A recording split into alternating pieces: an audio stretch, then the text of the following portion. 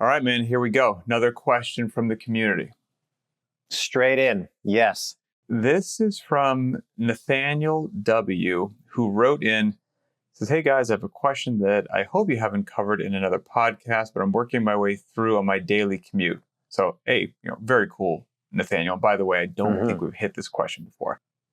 A lot of movements have standards like box height, a wall ball target height, hand placement on wall walks that are based on gender and not on athlete height, like they are in other movements, like a handstand push-up, burpees to a target, for example.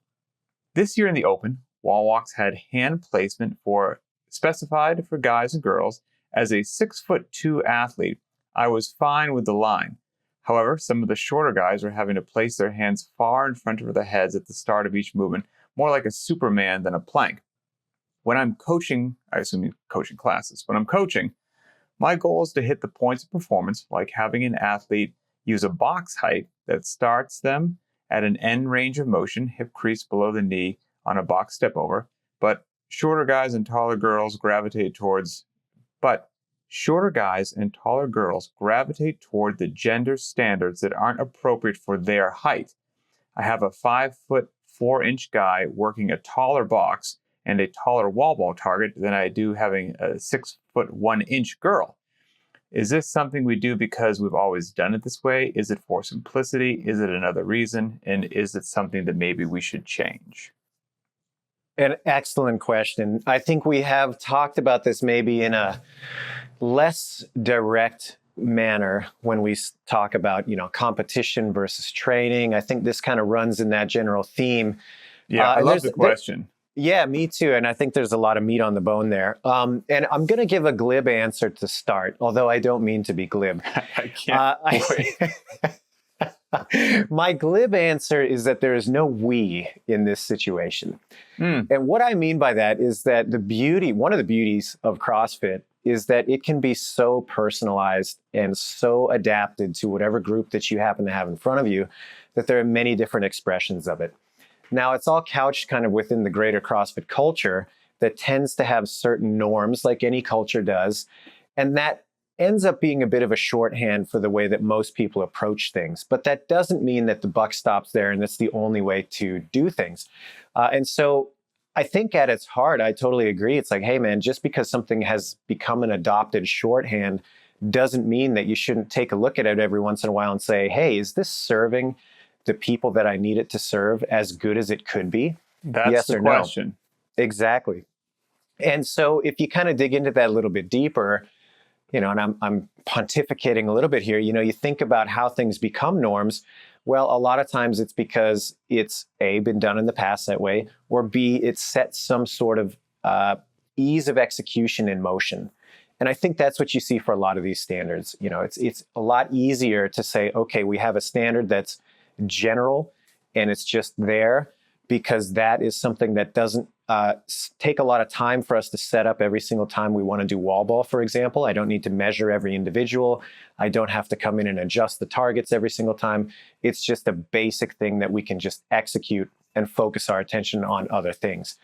Now, not to say every once in a while, like I said, it's a bad idea to stop and say, all right, I've got this Amazon of a woman who's approaching 7 feet tall. I know I'm exaggerating, but and I've got this very small man. Is it appropriate for them to be using these 10-foot and 9-foot targets that are just kind of standard? Well, yeah, let's take a look. But I guess anyway, the point I'm trying to make is like, yes, absolutely, you should feel empowered to make those changes when you see that they are appropriate for the people you're working with. But understand that there is a utility to a shorthand that exists so that you don't always have to be playing a guessing game or a game of inches. Because at the end of the day, the strike zone for a lot of these things is pretty wide. And the difference between 10 foot and 9'7", for example, is probably insignificant at the end of the day. Yeah, for sure. And, I would say the question in general, first of all, it's a big yes. Like you are the captain of your ship. You are authorized to make the best decisions for yourself and your community. Period. End of story. So there's the easy answer there. And when you're talking about standards, 10-foot wall ball target, 9-foot wall ball target, wall walk, whatever it happens to be, standards such as the one that Nathaniel are mentioning, there's probably more categories, but I feel like the ones you mentioned can fall just into two categories. There's ones that have to have been established due to the confines of competition, to the best of someone's ability to try to make things as fair and as objective as possible, given whatever confines they're working in. But that's not the 5 p.m. class at your facility. That's a totally different world. And so then a lot of the other things, the 24-inch box for men, usually for box jumps, the 20-inch box for women, whatever it happens to be, those are, I would just say, pretty solid recommendations for most people under most circumstances, most of the time. But that doesn't mean that they should be taken as absolute law and gospel. But if you need a really good place to start that's going to serve a really big swath of the population the majority of the time, I think they're going to serve you pretty well in that regard. But you can always come up with like the example you just gave of the two athletes, astonishing height differences. The woman's 2 feet taller than the guy. Why is the guy throwing it to the 10-foot target and that doesn't make any sense. Like you can create an example that I'm like, absolutely, yeah, let's change something up. It sounds like we could make a better decision in that scenario. And I will say, if this helps out, Nathaniel at all, when let's say I'm going to take a general workout that is steeped in old-timey CrossFit tradition. It's been around forever. I didn't create it. So it has a standard for whatever the movement happens to be that's been around forever. And I'm going to walk into my garage and execute that workout today. I don't feel the need to be so rigid with that. When I walk out into my garage, I have the thought processes in my head about what is the purpose of the workout? Where am I today?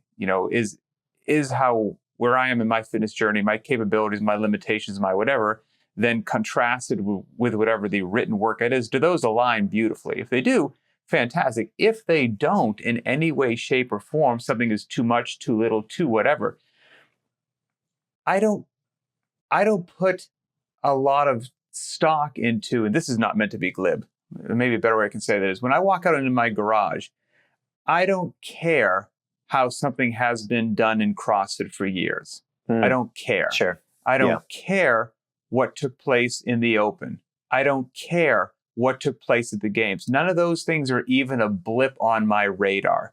I think about today I'm doing deads, today I'm doing box jumps, today I'm doing wall ball shots, and what makes sense for me. And given one of his answers, or one of his questions, I'm not the world's tallest guy. I'm 5'8". When I do box step-ups in my garage, I do not use a 24-inch box, even though if generally speaking, if you were to prescribe that for a large percentage of the male population, it would probably be given with that.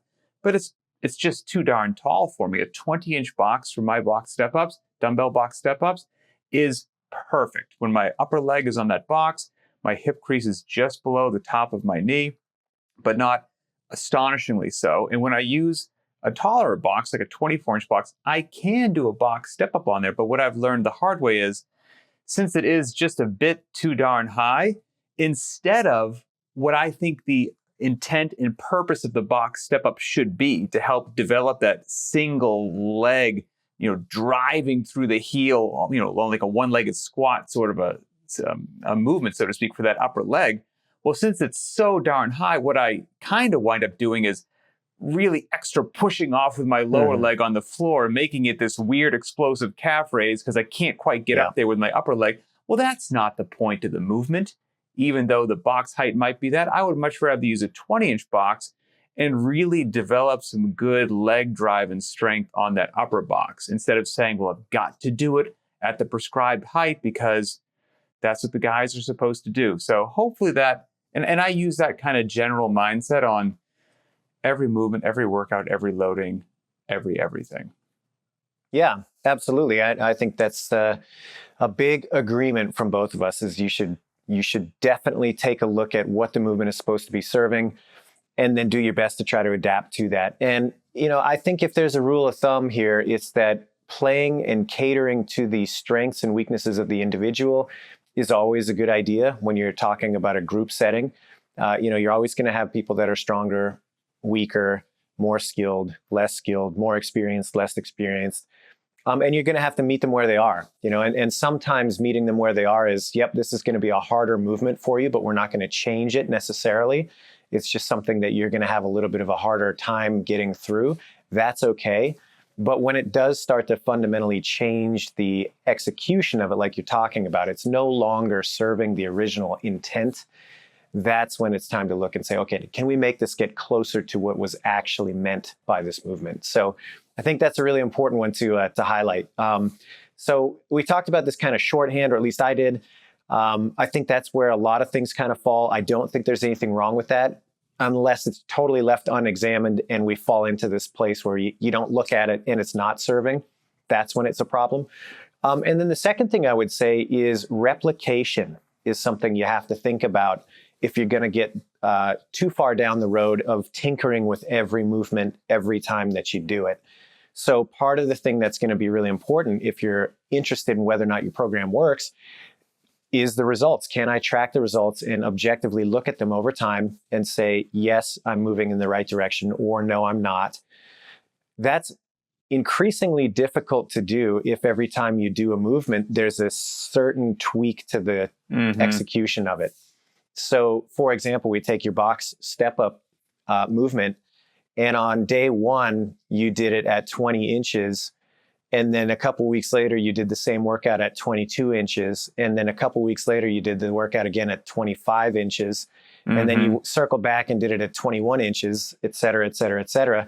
Very hard to start comparing those efforts to one another on a granular level. And maybe that doesn't matter to you so much, but it can kind of make it tricky to determine whether or not you are actually improving, unless it's something that is really range of motion specific, where perhaps you're working on the range of motion and over that increase of the height, you're starting to see that, like, okay, actually I can handle a greater range. That can be a great indicator. But if there's too much of that tinkering back and forth, it can be difficult to look back and glean anything useful from that. So I just take a look and make sure that you're not getting too far down that road for that reason.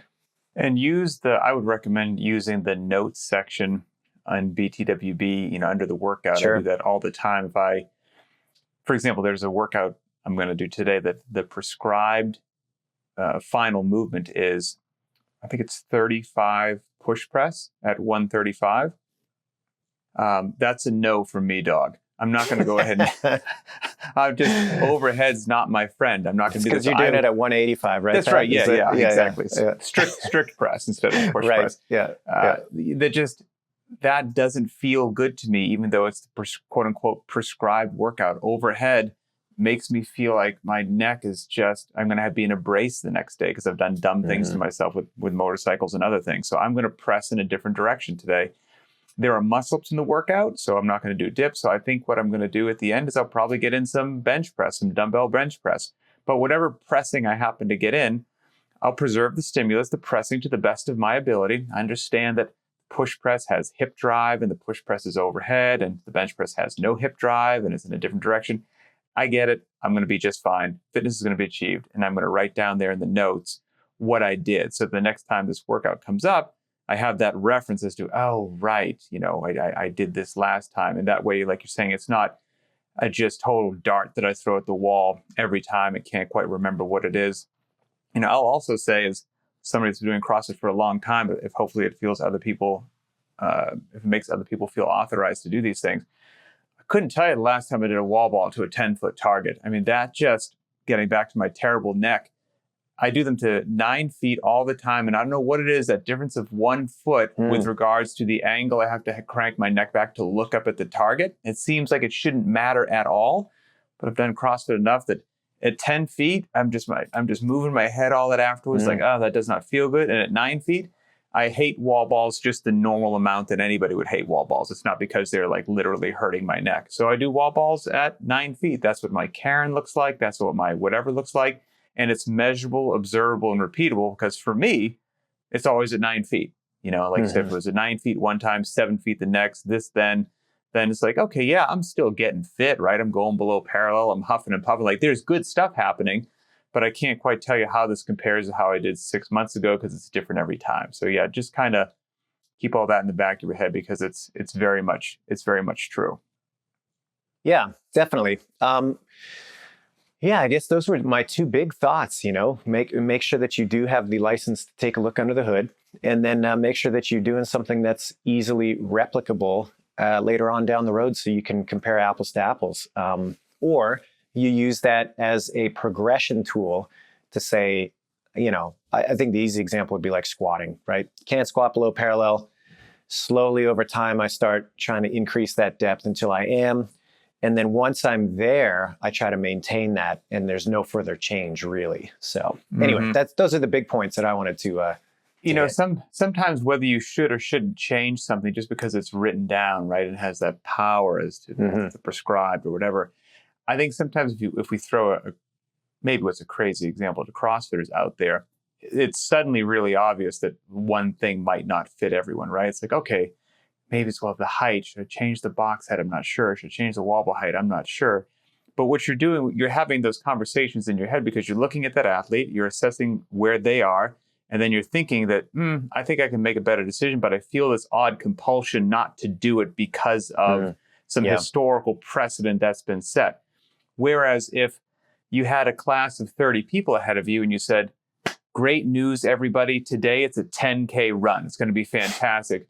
People would be like, whoa, like that's wildly inappropriate. I can't do that. Oh, what should you do? A 5K is going to be tops for me. Hey, 20 minutes of walking and jogging, that's actually long for where I am. It's like, okay, well, what are we trying to accomplish today with this 10K run that just, knocked everybody back? We're going for just a very long, relatively speaking, lower endurance, unloaded, just conditioning session. And that's a 10K for these 3 people, and it's a 5K for these 3 people, and it's a 20-minute mixed walking, jogging session relative to where each one of those people are. They're meeting the intended stimulus for the day for where they are with their athletic capability and whatnot. And that same general mindset that leaps out at you, maybe if everyone had to do a 10K, it's the same thing if you're looking at a box height. It's the same thing if you're looking at a wall ball height or loading on a barbell or whatnot. Like there's some wonderful general guidelines, but then that's where you come in as the coach. If that individual doesn't have that base of knowledge on their own, to come in and help them make a smart decision. And if you are on your own, which I got a feeling there's a whole lot of people that I hope listen to this podcast that, work out solo in their garage or wherever it happens to be. It's ideally through conversations like this that knowledge base will be given to them. They're like, gotcha. I can walk into my garage, my fire department, my whatever, and make a better decision as to what can I do to make this workout meet me where I'm at. Yeah, so exactly. And especially for people in that circumstance, if they don't have a coach, give yourself permission to run that experiment and don't be afraid to tinker with it. I mean, going back to your wall ball example, that's a great thing to point out that, okay, that 10 feet is too aggressive on your neck. The only way that you would know that there's a better alternative is by messing around with a little bit and then just paying attention and saying, okay, I did it a different way. I felt way better because of it. I can still get a great workout. This is clearly the better choice. But if you didn't permission yourself to kind of tinker, you wouldn't have ended up there. So that's really important too. I despise wall balls. When I think of an athlete like you, I'm always so jealous of your darn flexibility. Are there things, we've discussed these things. I've mentioned some things that my broken self has to change. Do most general guidelines work for you? Or are there a couple things that pop to mind as, no, I got to make some changes here? Yeah, generally speaking, yes. But I'll tell you the one big one that for years I have been just off limits with is anything behind the neck with a barbell. Oh, interesting. Yeah, I've had plenty of shoulder dislocations. I can remember the first time I dislocated a shoulder, I was 12 years old, maybe even 11. And it's just been something that throughout my life has been an issue. And, once it happens a couple times, it's just more likely to happen again in the future.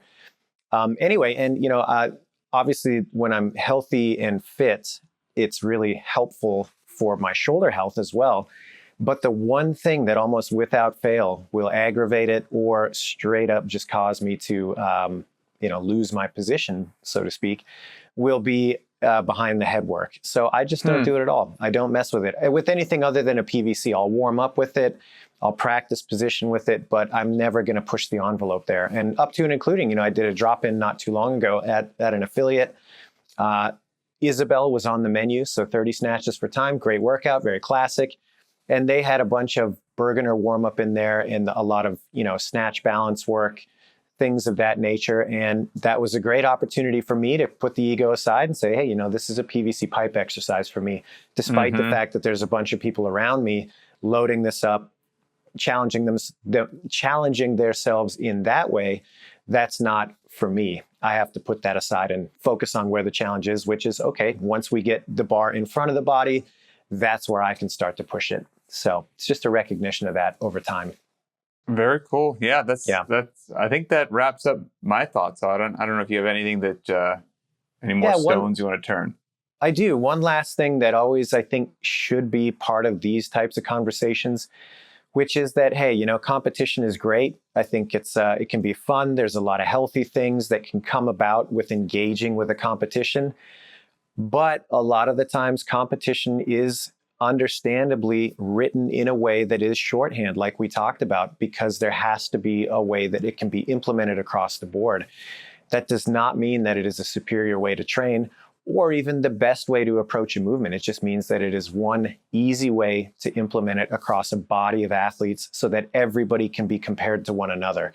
So I think it's easy sometimes for trainers to take a look at some of these more high-profile events that happen within the community and say, oh, that's really cool. That's the way I should approach this in training. And oftentimes, it's a great starting point, but it's not going to be the best way to take a look at it when you've got your normal mixed ability group class. So just keep that in mind as you're moving forward, that competition and training are two different things.